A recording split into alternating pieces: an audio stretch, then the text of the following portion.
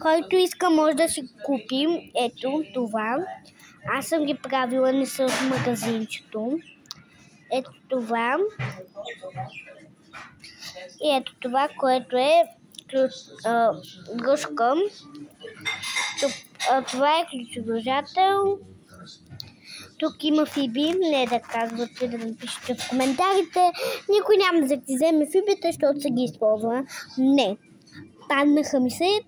Просто ги взех. Намерих ги. Викам, чакай да ги вземам. Като почнах да правя YouTube канал, викам, сега ще ги взема. Защото нямаше да ви трябват. Ще е хубаво да ги дава на приятелката си, ама да. Изобщо не.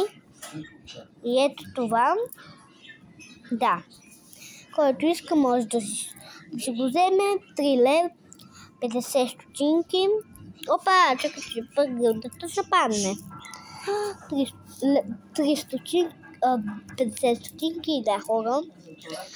Или, което вие си изберете, защото 50 лева са повече, така че което и вие си изберете.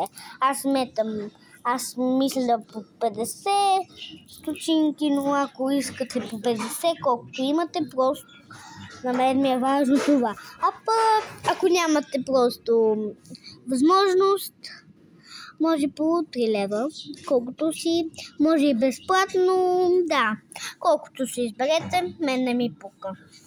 Да, и чао, хора!